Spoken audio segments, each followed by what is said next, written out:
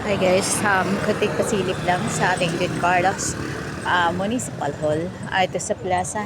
So makikita mo yung nakaset off na ang mga Christmas decor para sa kanilang opening by December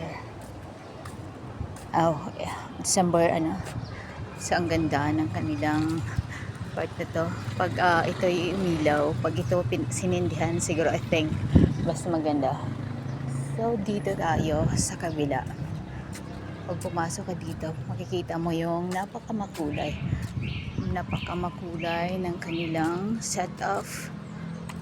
Then may mga ano pa sila, sobrang ganda ng kanilang setup. So excited na talaga ang mga bata na makita to. So sana makapunta tayo. So hindi na natin iikutin guys kasi hindi na amin ko lang. So sana makapunta tayo sa opening.